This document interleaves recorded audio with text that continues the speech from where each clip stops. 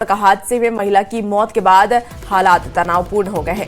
आक्रोशित लोगों ने सड़क जाम कर दिया है और जब वहां पर पुलिस पहुंची तो जाम हटाने के लिए मौके पर पुलिस वहां पर पहुंची है। कुछ असामाजिक तत्वों ने पुलिस पर पथराव भी किया, लाठी डंडे से हमला शुरू कर दिया गया और इस हमले में कई पुलिसकर्मी घायल भी हो गए। घायलों में से 2 को सदर अस्पताल में भर्ती कराया गया। घटना भवना के पास की बताई जा रही है। ये तस्वीर भी आपको दिखा रहे हैं जहां सड़क हादसे में महिला की मौत हो जाती है और मौत के बाद हालात तनावपूर्ण हो जाते हैं। आक्रोशित लोगों ने सड़क जाम कर दिया, लेकिन वहां पर पुलिस पहुंची, जाम को हटाने की कोशिश की, लेकिन लोग इतने ज्यादा गुस्से में थे कि उन्होंने पुलिस पर ही पथराव कर दिया, जिसमें कि पुलिसकर्मी भी घायल हो गए हैं। उन्हें अस्पताल में फिलहाल भर्ती कराया गया है। ये तस्वीरें आपको उस वक्त की ही दिखा रहे हैं जब हंगामा किया जा रहा था।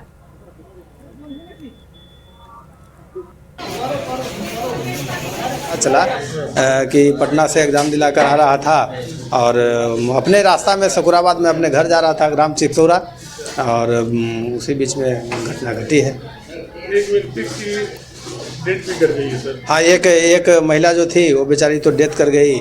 ऐसा मैंने उसका तो बॉडी का पता नहीं चल रहा है कि क्या इसका व्यक्ति का क्या नाम हुआ सर? राहुल कुमार नाम हुआ। कहाँ के रहने वाले हो सर? ग्राम चिकसौरा, पोस्ट रतनी बाजार, थाना सकुराबाद, जिला जहानाबाद का। सर आपका परिचय? मेरा नाम हुआ जय कुमार, पूर्व मुखिया, रतनी पंचायत। जहानाबाद से सकुराबाद के थाने की तरफ जाने वाली सड़क पे जो भवना कहलाता है, उस सड़क पे अभी लगभग 1.5-2 घंटे से एक ट्रक से एक महिला की मृत्यु होती है, जिसका नाम सुमित्रा कुमारी है। पति राहुल कुमार चिकसौरा के रहने वाले हैं। वो उनकी ट्रक से कुचलने से मृत्यु हो जाती है। प्रशासन के द्वारा त्वरित कार्रवाई करते हुए ट्रक को जब्त किया गया और वर्तमान में सारी चीज़ों का पता लगाया जा रहा है। तो ये तस्वीर आपको दिखा रहे हैं जहानाबाद से, जहां सड़क हादसे में एक महिला की मौत हो जाती है और उसके बाद हालात तनावपूर्ण हो जाते हैं। आक्रोशित लोगों ने सड़क जाम कर दिया और फिर उसके बाद पुलिस को इस बात की जानकारी दी गई। पुलिस जब मौके पर पहुंचती है तो पुलिस वालों पर भी हमला कर दिया जाता है। पटना के फतुहा थाना क्षेत्र के सरवाहनपुर अखाड़िया गांव में प्रेम प्रसंग को लेकर तनाव हिंसा में बदल गया। कुछ दिन पहले एक युवती अपने प्रेमी के साथ फरार हो गई थी, जिससे युवती के परिजनों और उनके समर्थकों में काफी नाराजगी थी और इसी गुस्से में उन्होंने आरोपी युवक के परिवार और उनके समर्थकों पर लाठी डंडों से हमला कर दिया। इस हमले में आधा दर्जन से ज्यादा लोग घायल हो गए। घायलों को तत्काल फतुहा पीएससी में भर्ती कराया गया, जहां उनका इलाज जारी है। अब इस घटना को अंजाम देने के बाद हमलावर मौके से फरार हो गए। इसके बाद नाराज ग्रामीणों ने फतुहा थाने का घेराव करके जमकर हंगामा किया और पुलिस पर लापरवाही का आरोप लगाया। ग्रामीणों का कहना है कि पहले शिकायत के बावजूद कोई कार्रवाई नहीं हुई। हालांकि पुलिस ने इस मामले पर फिलहाल कोई प्रतिक्रिया नहीं दी है। आके बाले बच्चे के मारे लगा, घर में खिड़की उड़की कुल्ले तोड़ दिया है और आके कुल्ले ढवावे लगे। हम तो गिर गए, मार के बिछौना करके आगे कुछ बजे कुछ खिड़की उड़की तोड़ दिए। क्यों हुआ ये सब कुछ पता है आपको? क्या हुआ? अरे वो लड़की था यादव का जी, लेके चले गया था, वही कारण ये सब मार हुआ है। तो फिर आप लोग को क्यों परेशान ले गया? जो कौन का बिरादरी है? वो महतो जी हैं। अच्छा, इसीलिए आप लोग? हाँ, कुल्ले कोहरी के कुल्ले महतो जी के। हाँ, चालू हुआ थाना में, यहाँ पे गांव का लोग था, रिपोर्ट के लिए आया था। 2 दिन पहले रिपोर्ट कराया गया था, कोई भी एक्शन नहीं लिया गया था। उसके बावजूद थाना में था, हम लोग कॉल किए, 1 घंटा हो गया। घर गांव में मारपीट हो रहा है, सबके घर में घुस के मारा, लेडीज लोग के साथ अभद्र व्यवहार करा। उसके बावजूद भी थाना से कोई कांस्टेबल, कोई भी बड़ा बाबू, कोई रिएक्शन नहीं दे रहा और कोई भी वहाँ पे नहीं हुआ। जब पूरा कांड खत्म हो गया उसके बाद वहाँ पे गया, सब लोग भाग रहा था, उसके बावजूद भी वो लोग देख के पकड़ने की कोशिश कुछ भी नहीं किया। देखिए, पटना से आपको ये बड़ी खबर बताते हैं जहां बिहार सरकार का बड़ा फैसला सामने आया है। एक अन्य मार्ग का नाम बदला गया। लोक सेवक आवास के नाम से अब जाना जाएगा सीएम आवास। लोक सेवक आवास नाम घोषित होने के बाद मुख्यमंत्री सम्राट चौधरी को ये जो घर है वो आवंटित किया गया है, ये आवास आवंटित किया गया है। इस वक्त की आपको ये बड़ी खबर सियासी गलियारे से बता रहे हैं, जहां बिहार सरकार का ये बड़ा फैसला हुआ।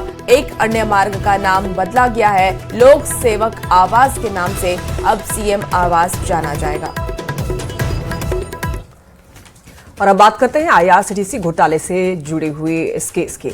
देखिए, आज बड़ा फैसला संभव है इस केस में। राउज एवेन्यू कोर्ट आज फैसला सुनाएगा IRCTC घोटाला मामले में, जिसमें लालू, राबड़ी, तेजस्वी समेत 16 आरोपी हैं। और देखिए, इसमें मनी लॉन्ड्रिंग मामले में आरोप तय होने को लेकर के फैसला होना है। अब देखिए, ईडी की चार्जशीट पर कोर्ट फैसला करेगा। CBI केस में पहले ही आरोप तय हो चुके हैं।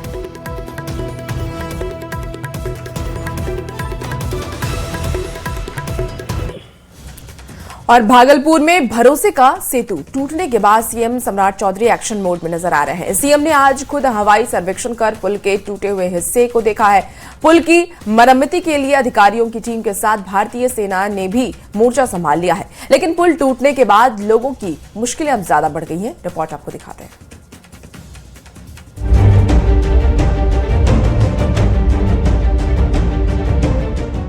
ये पुल सिर्फ पुल नहीं, लोगों का भरोसा था। ये पुल उन लाखों लोगों की उम्मीद थी जो हर दिन रोजी रोटी के लिए इसी पुल के सहारे थे।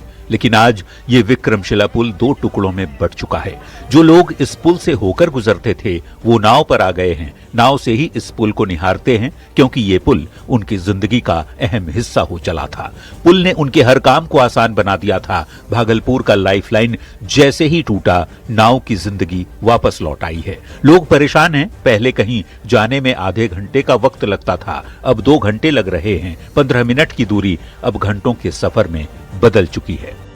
बहुत तकलीफ हो रहा है सर। क्या क्या दिक्कत है? एक तो नाव में इतना आदमी बैठता है, डर सा लगा हुआ है कि कब जो है नाव पलटी नहीं हो जाए। बहुत परेशानी, हम पूर्णिया से आ रहे हैं। बहुत 4-5 दिन पर आए, थोड़ा देर वहाँ रुका, थोड़ा देर वहाँ रुका, आज यहाँ आए। इतना परेशानी हुआ क्या बात। पहले इतना परेशानी होता नहीं तो डायरेक्ट भागलपुर।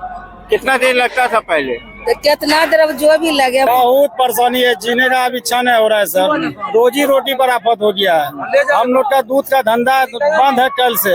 हर कस्टमर का फोन आ रहा है, कोई सुविधा नहीं है। सुबह 7 बजे गए, अभी 12 बजे आ रहे हैं, 12:30 बजे दूध ले गए। अब कैसे घर दूध बटने जाएंगे? विक्रमशिला पुल टूटना एक सपने के टूटने जैसा था। अब पुल टूटने के बाद बड़ा सवाल है कि भरोसे का सेतु कब जुड़ेगा। पुल टूटने के बाद सरकार एक्शन मोड में है। खुद मुख्यमंत्री सम्राट चौधरी ने इस पुल का हवाई सर्वेक्षण किया। सीएम ने टूटे हुए पुल की जानकारी ली। पुल का जायजा इंडियन आर्मी की इंजीनियरिंग टीम ने भी लिया। अधिकारियों और SDRF की टीम ने पुल के हर हिस्से को देखा, टूटे हुए हिस्से का भी गहराई से मुआयना किया। अब इस उम्मीदों के पुल को जोड़ने के लिए रणनीति तैयार हो रही है। आप अभी देख सकते हैं कि इंडियन आर्मी की जो इंजीनियरिंग विभाग की टीम है वो भागलपुर पहुंच चुकी है।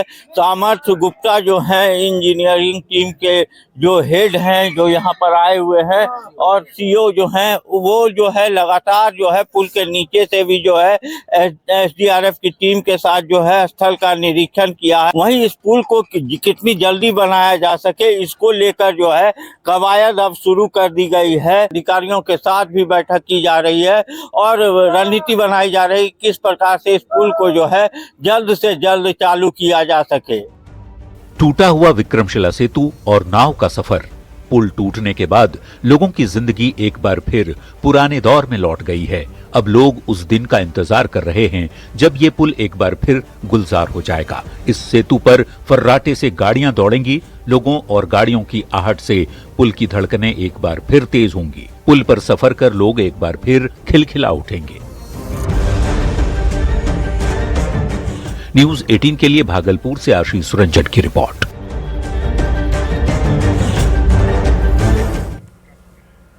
भागलपुर में विक्रमशिला पुल टूटने से बस सेवा पर बड़ा असर पड़ा है। भागलपुर पूर्णिया बस सेवा प्रभावित हुई है। पूर्णिया से भागलपुर जाने के लिए मुंगेर सुल्तानगंज होकर भागलपुर जाना पड़ता है, जहां पहले 89 किलोमीटर की दूरी तय करनी पड़ती थी।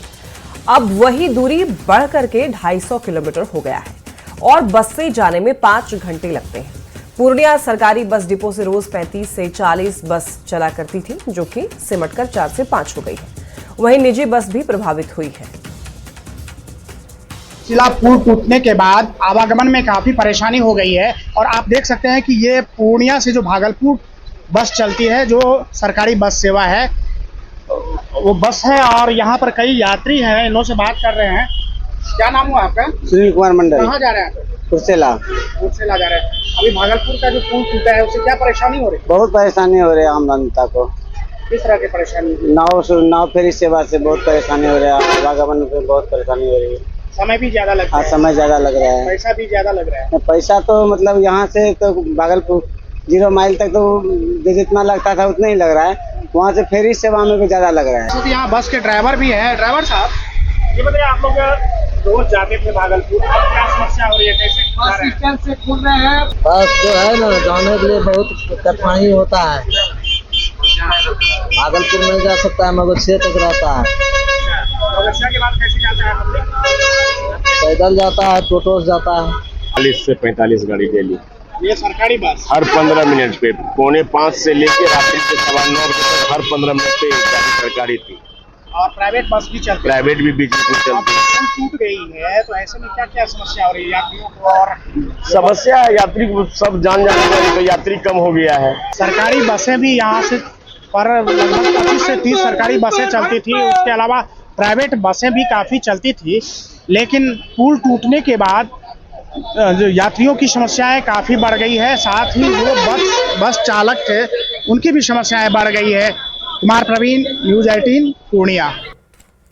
देखिए, बिहार में शिक्षा व्यवस्था को सुधारने की कोशिशों के बीच अब गोपालगंज से जुड़ी आपको ये बड़ी खबर बताते हैं, जहां शिक्षकों की ऑनलाइन हाजिरी सिस्टम में भारी गड़बड़ी पकड़ी गई है। ई शिक्षा कोष पोर्टल के आंकड़ों ने चौंकाने वाला खुलासा किया है। क्या कुछ खुलासे किए हैं, चलिए आपको दिखाते हैं।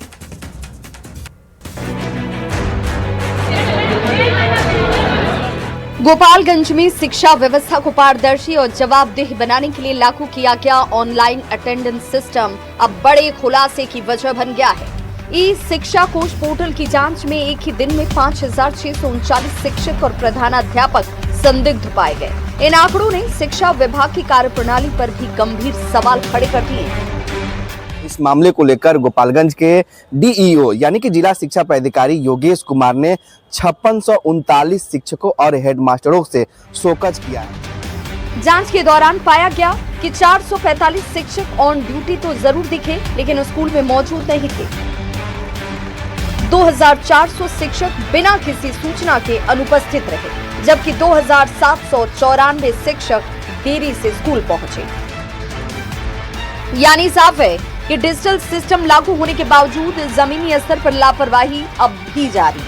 शिक्षा विभाग ने इसे गंभीरता से लेते हुए सभी संबंधित शिक्षकों से 72 घंटे के भीतर जवाब मांगा है। कार्रवाई के डर से अब बड़ी संख्या में शिक्षक जिला शिक्षा पदाधिकारी यानी डीईओ कार्यालय पहुंच रहे हैं। ऑनलाइन हाजिरी सिस्टम का मकसद ही यही था कि स्कूलों में शिक्षकों की उपस्थिति सुनिश्चित हो और बच्चों को बेहतर शिक्षा मिल सके। लेकिन इस तरह की गड़बड़ियां दिखाती हैं कि सिर्फ तकनीक लाना ही काफी नहीं है, बल्कि उसके प्रभावी क्रियान्वयन और निगरानी भी उतनी ही जरूरी है। मॉनिटरिंग के क्रम में पाया गया कि कुछ शिक्षक जो है ई शिक्षा कोष पर मार्क ऑन ड्यूटी करते हुए न तो विद्यालय में पठन पाठन का कार्य कर रहे हैं और न ही जनगणना का कार्य कर रहे हैं। लेकिन जो शिक्षक इसमें पाए जाएंगे कि वो जानबूझ करके मार्क ऑन ड्यूटी करते हुए अगर न तो पठन पाठन कर रहे हैं और न ही जनगणना का कार्य कर रहे हैं, उस पर हम लोग कार्रवाई करेंगे। अगर इस पूरे मामले में सख्त कार्रवाई होती है तो ये न सिर्फ गोपालगंज बल्कि पूरे बिहार की शिक्षा व्यवस्था के लिए बड़ा संदेश होगा, क्योंकि अब लापरवाही बर्दाश्त नहीं की जाएगी। लेकिन सवाल ये कि क्या शिक्षक बच्चों के भविष्य से खिलवाड़ कर रहे हैं? क्या ये गोपालगंज तक ही सीमित है या पूरे बिहार में ये खेल चल रहा है? बिहार के गुरुजी आखिर कब सुधरेंगे? फिलहाल सबकी नजरें विभाग की अगली कार्रवाई पर है। न्यूज़ 18 के लिए गोपालगंज से गोविंद कुमार की रिपोर्ट। शराबबंदी वाले बिहार में जिनके ऊपर कानून लागू करने की जिम्मेदारी है, वो वही खुलेआम जाम छलका रहे हैं। छपरा से एक ऐसी तस्वीर सामने आई है जहां चौकीदार शराब पीकर मदहोशी के आलम में है। देखिए,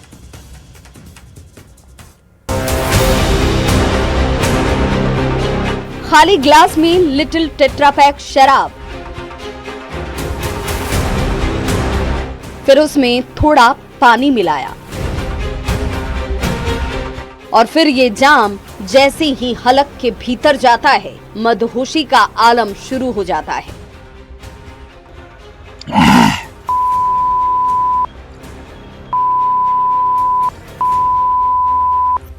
पल भर में सब कुछ रंगीन लगने लगता है।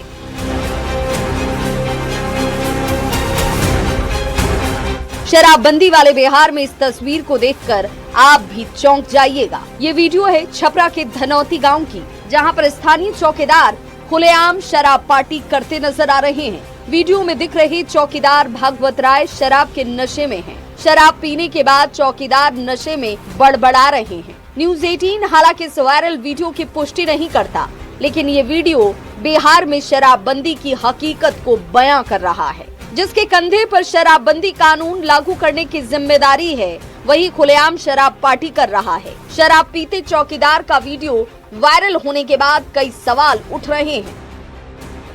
शराबबंदी वाले बिहार में शराब कैसे मिल जाती है? जब चौकीदार ही शराब पी रहा हो तो शराब का धंधा तेज क्यों नहीं होगा? जहरीली शराब से मौत के बाद भी लोग क्यों नहीं सुधरते? पुलिस को शराब तस्करों की खबर क्यों नहीं होती है? न्यूज़ 18 के लिए छपरा से संतोष कुमार गुप्ता की रिपोर्ट। और चाईबासा से खबर सामने आ रही है, जहां घायल दंतैल हाथी का इलाज शुरू हो गया है। आईईडी ब्लास्ट में घायल हुआ था हाथी, एक पैर की उंगली क्षतिग्रस्त हो गई थी। घायल हाथी को दी जा रही है दवाई। आपको बता दें कि लौकी तरबूज में डाल करके दवाई दी जा रही है। दर्द और सूजन कम करने की कोशिश की जा रही है। तो 3 मई को आईईडी ब्लास्ट में हाथी घायल हुआ था, इलाज जारी है। घायल दंतैल हाथी का इलाज शुरू कर दिया गया है। आपको बता दें कि एक पैर की उंगली उसकी क्षतिग्रस्त हो गई थी। घायल हाथी को अब दवाई दी जा रही है। लौकी और तरबूज में डाल करके दवाई दी जा रही है। दर्द और सूजन कम करने की कोशिश डॉक्टरों की तरफ से की जा रही है। तो दंतैल हाथी का इलाज शुरू हो चुका है।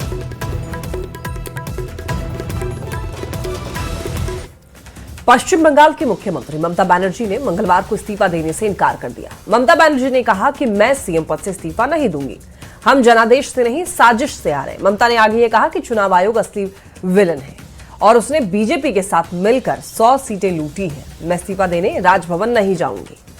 सवाल यही है, क्या ममता बनर्जी सच से भाग रही हैं? बंगाल में बीजेपी ने प्रचंड जीत हासिल की। टीएमसी की करारी हार हुई। ममता बनर्जी खुद भवानीपुर सीट से हार गईं। सुवेंदु अधिकारी ने पिछले चुनाव में नंदीग्राम सीट से ममता बनर्जी को हराया था। इस बार उनके गढ़ भवानीपुर में ही पटखनी दे दी, लेकिन ममता बनर्जी ने इस्तीफा देने से साफ इनकार कर दिया। ममता बनर्जी ने कहा, मैं इस्तीफा नहीं दूंगी क्योंकि मैं हारी नहीं, हराया गया है। मेरा राजभवन जाने का कोई प्लान नहीं है। কেন কিসের জন্য? আমরা তো হারিয়ে নিয়ে যাব। হারলে আমি যদি শপথ নিতে যেতাম তাহলে আমি রেজিগনেশনটা করতাম। এখন তো question doesn't arise. Mamata Banerjee अपने भतीजे अभिषेक बनर्जी के साथ मीडिया के सामने आई, आरोप लगाया, हम हारे नहीं हैं, हमसे 100 सीटें लूटी गई हैं। हम बीजेपी से नहीं हारे, हमें हराया गया है। चुनाव आयोग ने एक तरफा कार्रवाई की है। अगर इलेक्शन कमीशन बेच जाए, अगर जुडिशियरी से कोई जस्टिस ना मिले, अगर इतना लोगों को लॉजिस्टिकल नाम पे निकाल दिया जाए, वन साइडेड इलेक्शन ऑफिसर लोग काम करे, स्विच ऑफ कर दे, ईवीएम मशीन कैप्चर करे। एक तरफ सियासत जारी है, दूसरी तरफ बंगाल में 9 मई को नई सरकार का शपथ ग्रहण होगा। शपथ ग्रहण में प्रधानमंत्री मोदी भी जा सकते हैं। सवाल है कि क्या चोरी और झूठ का नैरेटिव गढ़कर ममता बनर्जी सच से भाग रही है?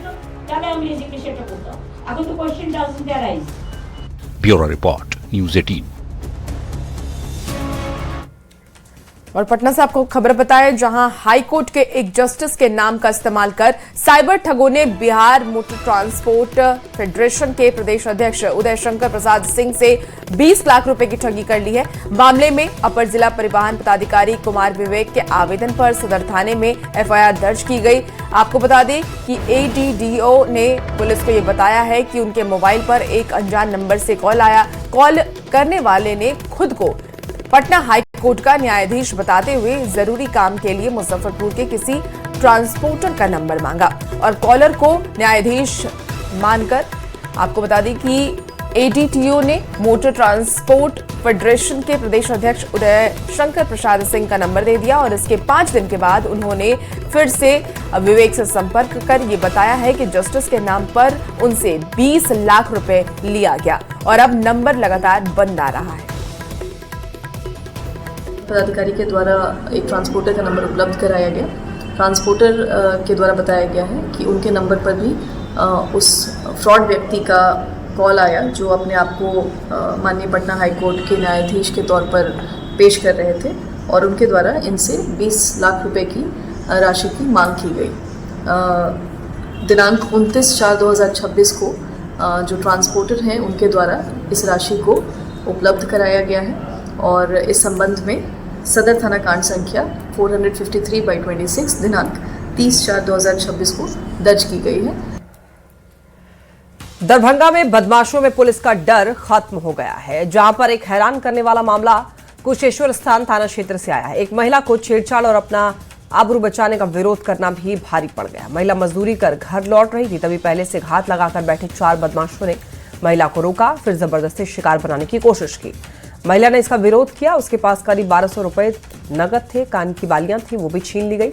किसी तरीके से महिला अपना आबरू बचाकर भागने की कोशिश की, तभी बदमाशों ने महिला के पैर में गोली मार दी, जिसके बाद ग्रामीणों ने गंभीर हालत में महिला को DMCH में भर्ती कराया है। काम करके जा रहा था घर 6 बजे, 6:30 बजे, तो सुविंदर यादव करे पूरा की, चंदन यादव करे पूरा, दोनों भाई थे। 2 मोटरसाइकिल पर 4 आदमी थे।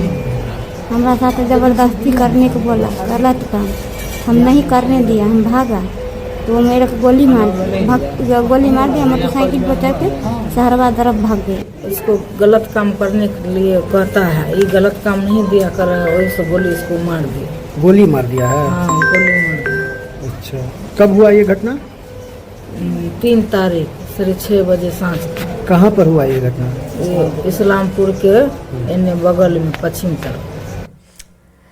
देखिए, अररिया के जोगबन्नी में कल SSB ने एक चीनी नागरिक को हिरासत में लिया है और इसे आज पुलिस ने गिरफ्तार कर न्यायिक हिरासत में भेज दिया है। मामले में SP जितेंद्र कुमार ने ये बताया है कि आरोपी बिना किसी वैध कागजात के ही भारत में घुसा था और साथ ही मामले में सहयोगी एजेंसियों को भी इस बात की जानकारी दी गई है। आरोपी के पास से एक नेपाली नंबर की स्कूटी, एक हेलमेट और 2 मोबाइल फोन, इसके साथ ही 3 चीनी सिम कार्ड के साथ ही भारतीय और नेपाली करेंसी जब्त की गई है। सिटीजन उनके द्वारा अवैध रूप से भारतीय सीमा में प्रवेश किया गया है। उससे जो वहाँ पर आप लोगों को पता ही है, SSB जो है बॉर्डर पे तैनात है, तो उनके द्वारा जो है उनको पकड़ा गया था। फिर उनसे पूछताछ की गई। उनके पास भारत में आने का कोई उनके पास डॉक्यूमेंट और वो जो वैलिड डॉक्यूमेंट होता है वो सब नहीं था। देखिए, सुरक्षा व्यवस्था को लेकर ADG पुलिस मुख्यालय सुनील कुमार ने जानकारी दी। ये कहा कि अपराधियों के खिलाफ बिहार पुलिस की कार्रवाई जारी है और आगे भी रहेगी। ADG पुलिस मुख्यालय के मुताबिक पिछले 4 महीने के दौरान 1000 से अधिक गिरफ्तारी हुई है। 12 से अधिक मिनीगन फैक्ट्री का उद्भेदन किया गया है। 7 नक्सली गिरफ्तार हुए हैं। वहीं ADG CID अमित कुमार जैन ने बताया है कि महिला सुरक्षा को लेकर लगातार कार्रवाई की जा रही है। मैं बताना चाहूँगा कि वर्ष 2026 में जनवरी, फरवरी और मार्च में कुल 99,158 अभियुक्तों की गिरफ्तारी की गई है। प्रति माह सामान्य तौर पर 32,000 से ज़्यादा अभियुक्तों की विभिन्न केसों में गिरफ्तारी हुई है। जो प्रोफेशनल अपराधी हैं, हार्डकोर क्रिमिनल्स हैं, जो 1 से अधिक अपराधों में हैं, जो संगठित अपराधों में हैं, ऐसे अपराधियों की संख्या भी 3,483 है। पूरे राज्य में कुल 5,010 केसेस जो हैं अनुसंधान हेतु लंबित थे, जो माह फरवरी 2026 के अंत में कुल 4,870 रह गए, यानी कि उसमें कुल 140 कांडों का ज्यादा निष्पादन किया गया। उस तरीके से एक अभिया ब्रिगेड का आप लोगों को शायद ध्यान होगा कि दिसंबर 2025 में सभी थानों में इसका गठन किया गया था। स्कूल, कॉलेज और कोचिंग जाने वाली जो बच्चियां हैं उनकी सुरक्षा हेतु। और इस वर्ष 2026 में जनवरी से मार्च 2026 के बीच इस अभिया ब्रिगेड द्वारा कुल 405 मनचले युवकों के विरुद्ध निरोधात्मक कार्रवाई की गई और कुल 11 प्राथमिकियां भी दर्ज की गई। फिलहाल